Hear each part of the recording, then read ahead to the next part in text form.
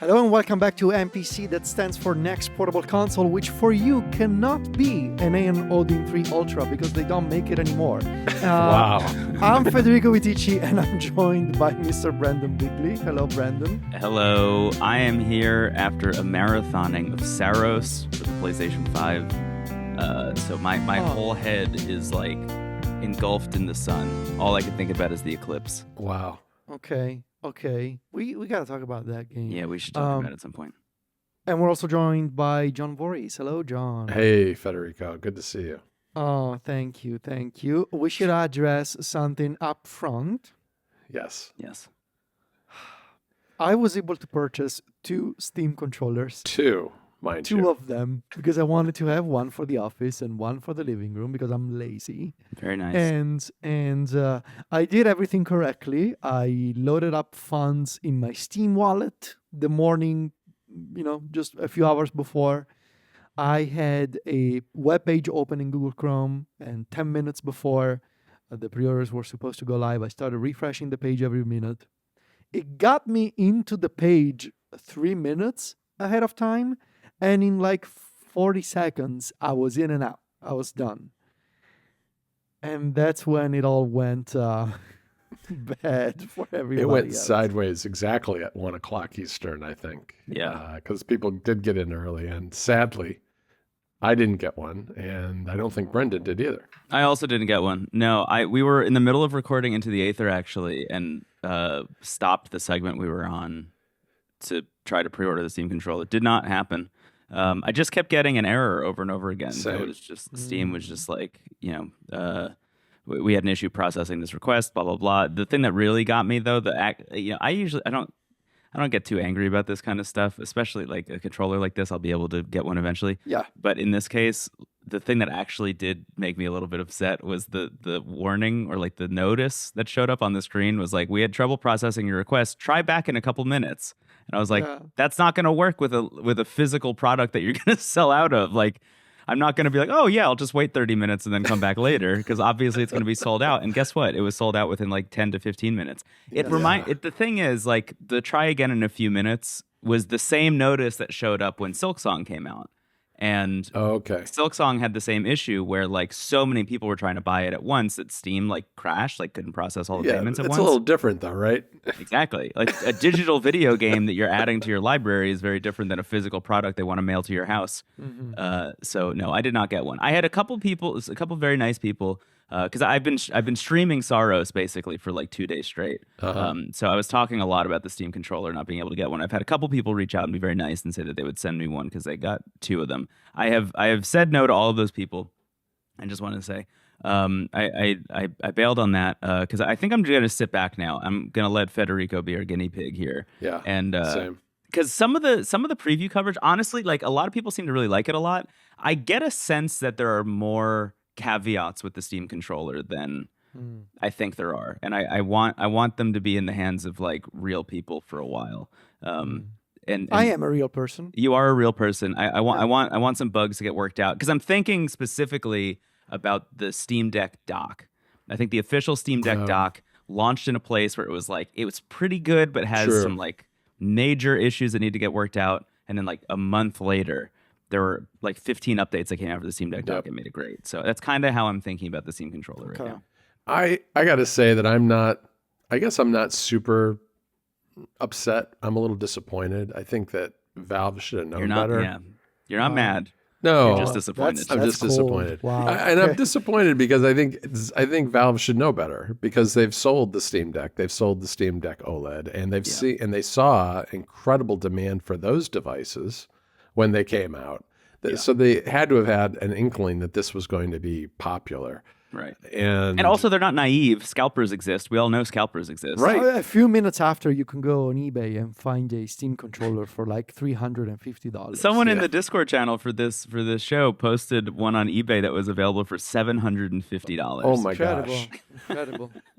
For a controller, for Steam. I mean, when the Steam machine eventually launches, it's going to be a bloodbath. This is my worst fear. It's going to be so bad. Yeah. Well, and the other thing about Valve, I guess, is the thing is, if you're gonna have a lot of demand and you're gonna deal with this kind of thing, don't open your store 3 minutes early for Federico to get in. I'm convinced that's. They did it just for you. I'm convinced. I mean, beyond that, obviously, love Gabe. Thank you, Gabe. Thanks, Gabe. No, I think it's a matter of regional servers. I think that's what I'm sure happened. it is. Because it reminded me of how I was able to go see Oasis in London last year. Yeah. Because our friend Jeremy Burge was in Australia, and everybody in Europe and in the United States was like screaming at their computer, waiting in a Ticketmaster queue. Mhm. And Jeremy told me, he was like, "Yeah, I opened the Ticketmaster Australian website, I logged in, grabbed 4 tickets, added to my cart, bought them, and I was done in 5 minutes." And I was like, "What?"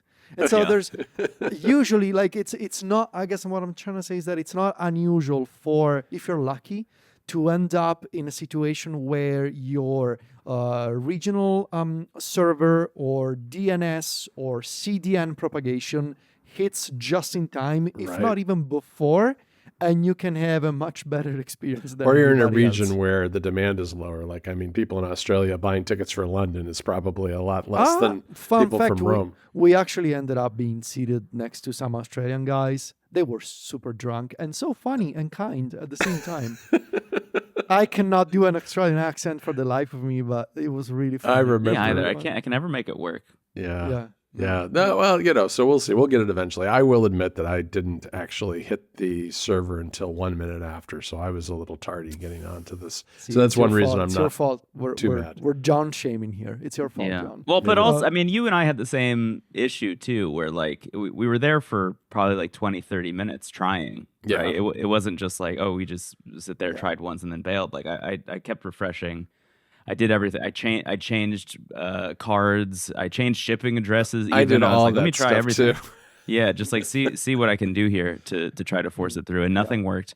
And now I then have they a- sold out, and then they were back in stock again, and then I tried again, and then that also didn't Oh. work. So Well, now I have money on my Steam wallet that I would.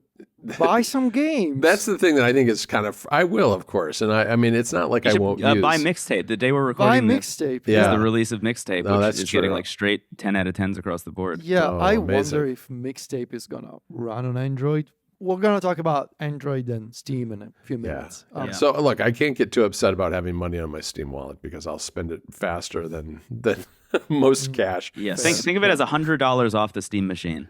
Yeah. Exactly. Speaking of, Speaking we mentioned before we are now on the checking the U.S. customs beat here at NPC, and Cargo ships. Valve has now imported 50 tons of game consoles in 2 days. This is from a news report from a couple of days ago. So they're having these game consoles coming from overseas in the United States. Cargo mean, corner is what we call this segment. Cargo corner. Can I I? mean, Okay, let me just. Could be Steam Decks It for could- all we okay, know. so Yeah, here's the exactly. thing. When this was first reported, that was my first thought: was these are Steam Decks. Don't like definitely Don't get they're too just Steam excited. Decks. Don't get too excited. Exactly. There's not that many. The Steam Deck has been intermittently restocking. It's probably just a Steam Deck. And specifically, the shipping manifest, if you go read the thing that everybody was reporting on, the shipping manifest just says that Valve is shipping in video game consoles. The Steam Deck has also been classified as video game consoles when they have imported them in the past. So, ipso facto, probably just Steam Decks. Sean Hollister at The Verge, good reporter, did the due diligence and went and checked the weight distribution of these shipments Okay. and found a difference in per unit weight between previous shipments and this one, It's not Steam Decks. which indicates that it might not be Steam Decks, Huh. which I think is very interesting. Or maybe it's a heavier Steam Deck. Maybe it's a heavier Steam Deck. Maybe it's the Steam frame instead of the Steam machine. Right. Could be. There are a lot of things that could be. Because I but imagine I don't think.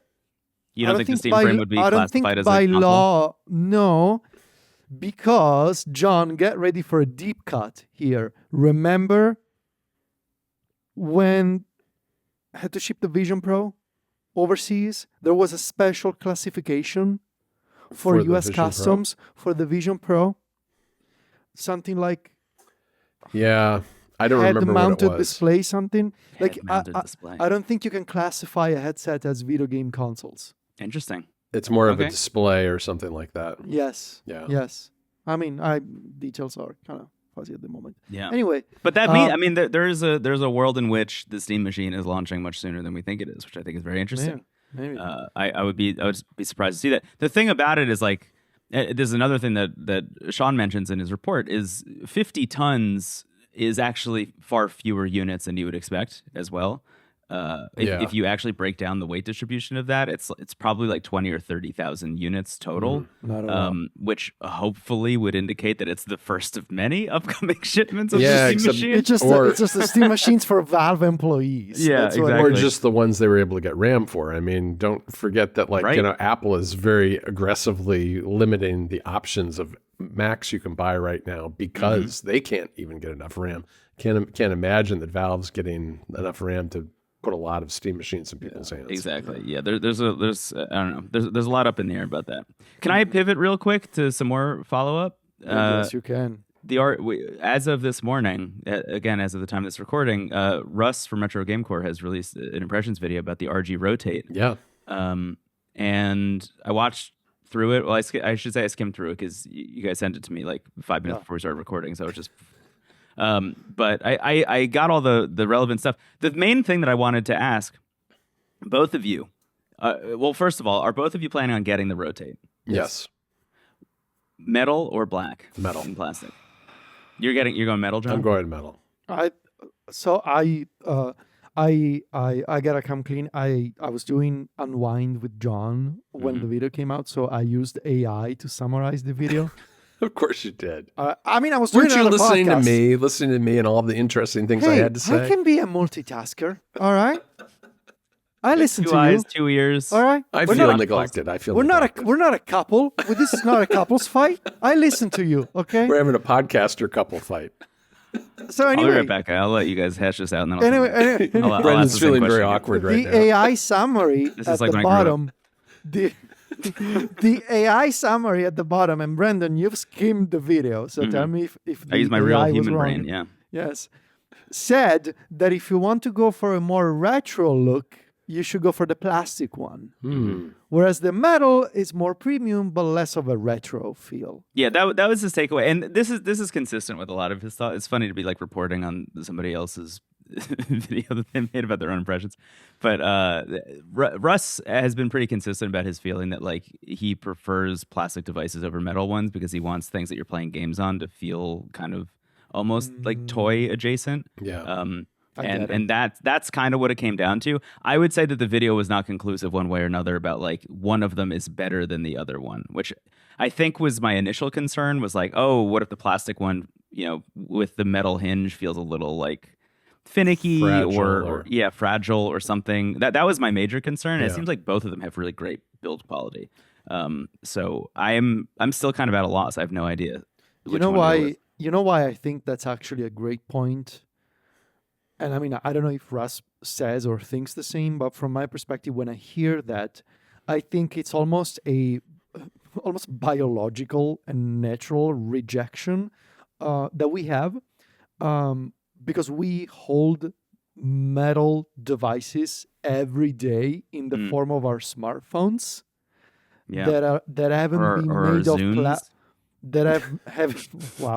that haven't been made of plastic for a decade. Yeah, Yeah. that's a So good I think point. it's almost natural to seek out a more toy-like plastic-made device Yeah. because it feels so different from the phone that you hold for hours a day. Yeah, So- I think for me, one of the thoughts that I've been having a lot about, and I think I talked about this a little bit last week, but like I'm really considering putting through its paces as a media consumption device, Yeah.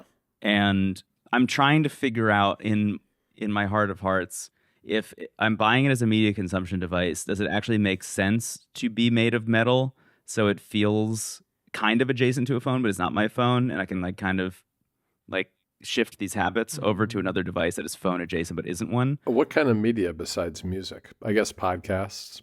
Would No, you but watch? I want to talk about the music. How music? how music. Well, local library, Apple Music. yeah, Wow. local library. I mean, again, I'm in a world where I'm carrying a Zune around all the time already, so I have a big local library of music.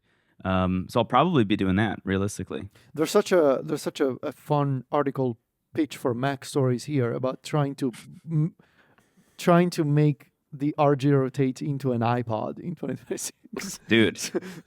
I almost pitched you guys. This is we could talk about this off the show too. I almost pitched you guys a story on how to get the Zune working on Mac because that took me like a week. Why didn't you bring that up? I mean, we could talk about it. Yeah, we'll talk about it. Right, cool. It was fun. It was a fun, weird process. There was a point where I had a virtual machine running Windows XP, and I was trying to install the Zune HD software on Windows XP on the Mac, which was a nightmare. But anyway. Yeah, the RG Rotate, I think. Okay, so music, definitely. I'm just going to probably use... I have earpods, like the USB-C earpods. Yes. Those will work. It also... I mean, it has Bluetooth support, so I could just use my AirPods if I want to. So that's not the worst thing in the world. And I don't really care about latency when it comes to music. And from a gaming perspective, I don't really care that much about the audio, honestly. And this is, I know, a very personal thing, but I've talked about this a lot. Like, because I'm so frequently playing games on the subway as I'm traveling around, like I don't have the sound on ever, so I don't really care what the sound is like there. I am going to install the Kindle app on it and try to read books and see how that feels. That's going to be weird. I love it. And then like, you know, Netflix, YouTube maybe? videos. Yeah, probably not Netflix. Yeah, but definitely YouTube. Yeah. I'll try Interesting. Well, you guys have given me something to think about with the metal one. I have not watched Russ's video, and my immediate inclination was to go metal mostly for durability and I don't know. I mean, mostly durability, I guess. But if they both seem well built, that's not really a consideration. I have a hunch that the metal one will last longer. I feel like the metal on metal of the hinge design is probably better than the metal on plastic hinge design. I'm pulling that totally out of my rear end. Yes. But I don't, that's just a hunch I have. Yeah. All right. Oh, that's available for pre-order, I think the day this episode comes out. Just a heads up. Yeah, the 11th of May. Yes. And speaking of other things that you can now buy in the United States, unlike Valve products, the Legion Tab is now available in the United States for the very low price of $849. That is I think it's the same version that I have in Europe, and it is currently the best Android tablet if you care about specs and if you want to emulate. Although I will say, and this will launch us into a bit of a discussion about GameNative, because I want to talk about the latest updates to GameNative. I have seen in the past week that I have playing a lot of Steam games that, I mean, we hinted at this a while back, and it's quite ironic that you can get better performance for PC game emulation on Android on the older 8 Elite that is in the AYN Odin 3 than in a Legion Tab that has the newer and less supported 8 Elite Gen 5. Right. So even though I have a tablet that is on paper technically superior to my Odin 3, the Odin 3 has absolutely destroyed the Legion Tab when it comes to game native PC Steam emulation in the past week. Keep that in mind. Maybe you are interested in this tablet. I have both, so I'm very much on the bleeding edge of this stuff. And I would say probably get an Odin 3, depending on the version, because the version that I have, as I mentioned in the intro, sadly not available anymore. But you're still going to have an 8 Elite, and that's much, much better supported at this point than the 8 Elite Gen 5. That being said, I wanted to mention GameNative again for a couple of reasons. One, because Brendon was right, and two, because GameNative, the latest version, has added built-in frame generation support. So Amazing. the first part, Brendon was right. Brendon has been saying for a while that GameNative got much better. I kind of ignored that statement, not because I ignore Brendon, but because I'm lazy, and I was like, I'm totally fine. AI with summarizing your own podcast. Yes. Yeah, well, NPC XL, we talked about it. We convinced you. That's what. Yeah, exactly. They convinced me. I deleted GameHub, went all in with GameNative. It's been incredible. It's unreal how much better it is. It's so It's much better amazing. compared to like 3 months ago. I don't know, It was so do we know janky if it's then. a single developer or a team of contributors? The team. Yeah. Incredible work. Go support them. They have a Ko-Fi page if you want to. Really, really good work. And I've been playing all kinds of stuff. I mentioned this in our Slack. So I've been using the A Odin 3 Ultra, the version that they don't make anymore. 24 gigs of RAM. It's just Incredible. 12 now is the only option, right? Just 12. Yeah. This one that I have, kind of a collector's item at this point. 24 gigs of RAM and 1 terabyte storage. Yeah, because now they only have 512, I think, too. Yeah. I've been playing, I've had a few mind-blowing experiences over the course of NPC, like when I tried an eGPU with a 10-meter cable to the Legion Go 1, or, these moments. And lately I've had two. First one being native SteamOS on the Legion Go 2. It continues to be so incredible. It's kind of ridiculous how much better it is than Windows 11. And I had a second this week, which has been playing Final Fantasy VII Remake Intergrade from Steam on the Odin 3 with balanced mode, fan in quiet mode,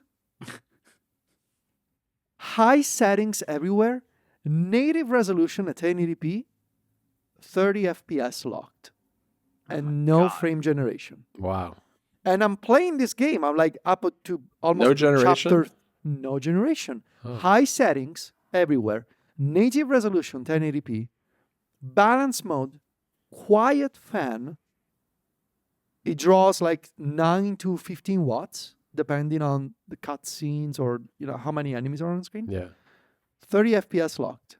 Wow. Like, how incredible is this? I mean, on something that is so much smaller and so much more portable than a Steam Deck or a Legion Go 2.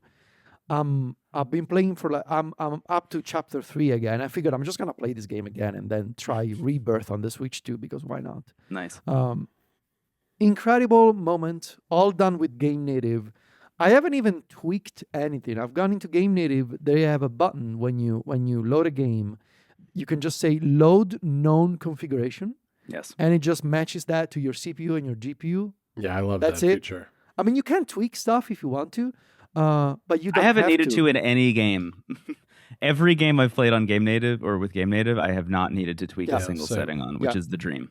I have been unable to get Rebirth to run, but that is no fault of GameNative. That is apparently like a known limitation of that game at the moment for GameNative or GameHub, anything, because it uses a fancier version of DirectX 12. I think it's called DirectX 12 Ultimate or something, that is not supported in any emulation right now. You can install the game, but when you try to compile the shaders, it fails with a DirectX 12 error. So there's nothing you can do about that at the moment. But I mean, Remake Intergrade, pretty serious game from a graphical perspective, just runs on an Odin 3. Now, frame gen. So, in the latest version of GameNative 0.9.1, they have built-in support for an Android version of lossless scaling. I think it's called LSFGVK, so it's a Vulkan port of lossless scaling. I've seen some reports that in order for it to work, you also need to have lossless scaling purchased in your Steam account, which it's unclear to me if that's true or not. I have it, so I cannot tell you whether it's true or not because it is in my account. It is in my purchase history. The idea being that you need to enable this option per game. So you need to add it to the container in GameNative. You need to go to graphics at the bottom, say enable lossless frame generation. Then when you're running a game, you swipe in from the left side of the display. You go to there's a new tab for frame generation. You enable it and you can choose off 2x, 4x, 8x. The problem is that I've seen a handful of videos where there was some input latency because that's what happens when you're generating frames. Sure. But the sort of the image looked fine. I've seen some videos with Final Fantasy VII Remake and Alan Wake 2. I have been completely unable to get this to work. Or, I mean, I can enable the setting. I can go in and flip on frame generation. The issue is that the entire screen starts flickering and sort of smearing in a way that becomes unplayable. I've tried with 7 Remake. I've tried with Big Hops. I've tried with Black Mesa. I've tried everything. Cannot get it to work. So it's very early. Yeah. You can test it. It's in the latest version of GameNative. I think it has a lot of potential for a future 1.0 of GameNative, but I would probably recommend, just if you have an Odin 3, any version really, just try the new version of GameNative, especially if you have an 8 Elite, not even the 8 Elite Gen 5. As I mentioned, it's very broken and early still. Yeah. But the 8 Elite, the prior version that you can find in a bunch of Android phones, in older Android tablets like the Red Magic Astra or the Odin 3, truly incredible work they have done with GameNative lately. And I mean, for indie games, I think Brendon mentioned this. For indie games, it's pretty much a solved problem. Yeah, Yeah, it is. really At this feels that way. point. Yeah. I think I'm just gonna play Mina the Hollower when it launches in a few weeks. I'm just gonna play on the Odin 3. Yeah. I makes sense. finished I finished Vampire Crawlers. I 100% completed Vampire Crawlers the other day. And I played through almost, like, I think it came to 27 hours total playtime. I would say I played through 24 of those hours on the Thor or the Odin 2 Mini, Wild. including the end. I will say the end of the game got the fans going. Just the amount of particle effects on the screen Yeah. at the end when you're just playing every single card, and I won't talk about how the game ends, but it's like pretty spectacle forward, I would say. It got the fans going. But I mean, I played through basically the entirety of that game, emulated through GameNative. Paranormasight and the Mermaid's Curse is another game that I have played through entirely so far on the Odin Thor. On the Ain Thor.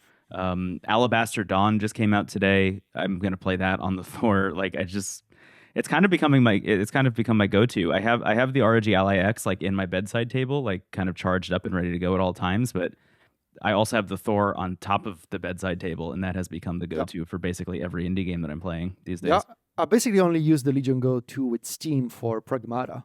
Because that's a beast, and you can play Pragmata at 1080p high settings on the Go 2, 30, 40 FPS as I mentioned. But for anything else, I think people have gotten Pragmata running on. You can. I've seen on EmuReady, you can get it to work. I'm not going to because I got it on the Legion Go 2. It's fine.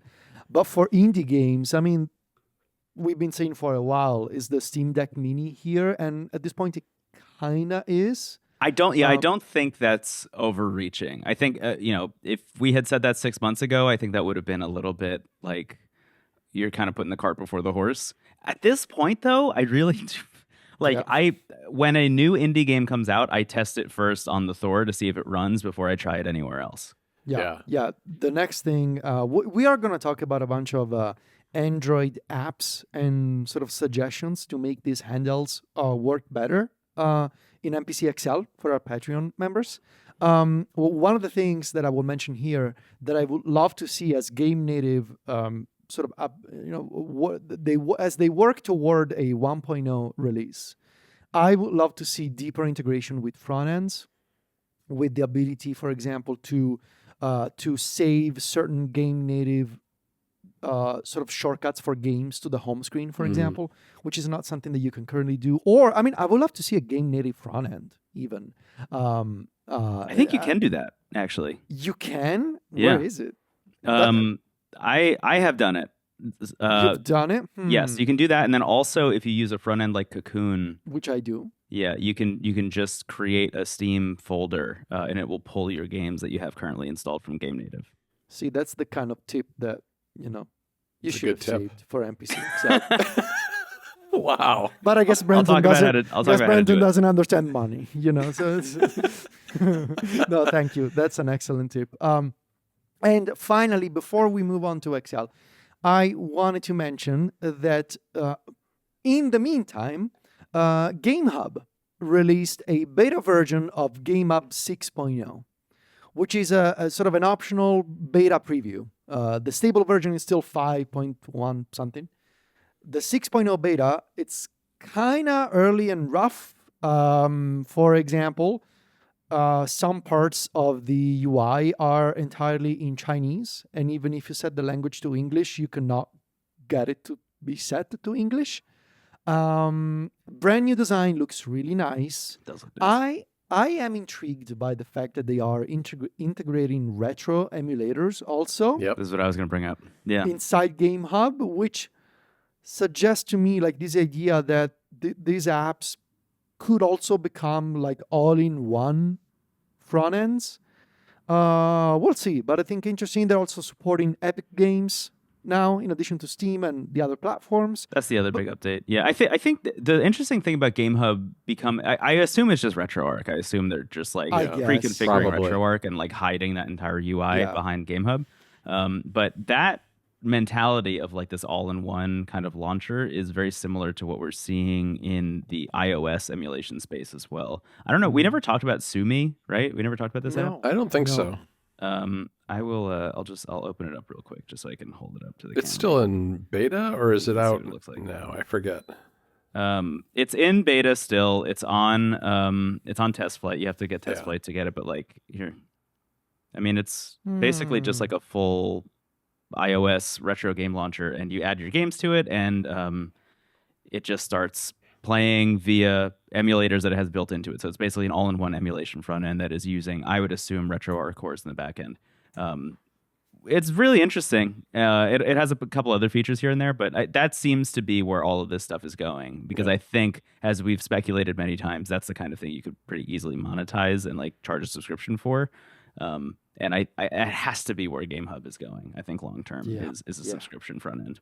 Yeah, yeah. Which we mentioned. I believe I predicted You did. subscriptions for these things. You did. At the end of last year, which we'll see. But I think you're right. I think They especially kind when of they're- telegraphed that on their Discord too. I think, at especially this when point. they're gonna roll out the Mac version. Like I could see Yeah, like a exactly. subscription for like an all access Mhm. type thing. Yeah. Yeah. I am interested to see if there's ever a point where we reach some kind of nexus where we stop using things like GameNative and move over to Rocknix and then actually just are using Linux and SteamOS. I think that like that's a thing. Maybe even by the end of this year, I think that's Maybe. a conversation we could start having. Because I mentioned this in our Slack chat, but like I think Rocknix just launched a beta build for There's a nightly build for the the Odin Odin 3. 3. Yeah. Yeah, I mean, basically that is nothing just- works, but it boots. Which is Right. like, if you think that's funny, that's always like if you've been following the emulation scene for decades, like we have since I was little, like the biggest obstacle is always getting the thing to boot. Yeah, that's step Right. one. Because you gotta make sure that it works and that it actually loads on the architecture and the platform that you want to use it on. Right. And that's like, it's like the 80-20 rule. Like 80% of the work is making sure that it boots, and then the rest of the work is optimizing for the games. Mhm. But getting Linux to boot on Android with Rocknix, I mean, it's a great sign. And I think you're right. I think by the end of the year, we will be in a place where you will have two serious options for Steam emulation on Android, which is, okay, you either download an app or you just flash Linux on your Android device, Yeah. which is wild to think about, but here we are. The Yeah. fact that it's a dual boot scenario right now too is that actually makes things a lot easier and I think a little bit more user friendly Yeah. for people because you could just switch back and forth, which is Yep. what I've been doing with the Odin 2 Mini recently. Is just like I just switch back and forth depending on what it is that I want to be playing. Yeah. Yeah. All right. That being said, we're going to talk some more about Android and apps and tips and tricks in NPC XL, which you can find on Patreon for $5 a month, and we super appreciate if you consider that. John, where can people find us on the open web? On the open web, you can find Mr. Brendon Bigley over at wavelengths.online. Brendon is a blogger and YouTuber. He's I a should say. blogger, a YouTuber, and a podcaster. I wonder if he American has do. fights with Steven like we had on the show today, Federico. Do you think? No, I'll they never are. tell. No, Do you think YouTube is the open web? No. absolutely not. Yeah, no, I don't think so either. Yeah. The only Get part on, of the open web is the blogs that we I was have. going to say, get off of That's there. it. Get off of there. No, Yeah, and Federico and I are over at macstories.net. So check us out there. And if you're interested in chatting with us over on social media, also not necessarily the open web, you can find us there too. Just search for our names. All right. Bye, everybody. Talk to you next week. Bye, everybody. Bye.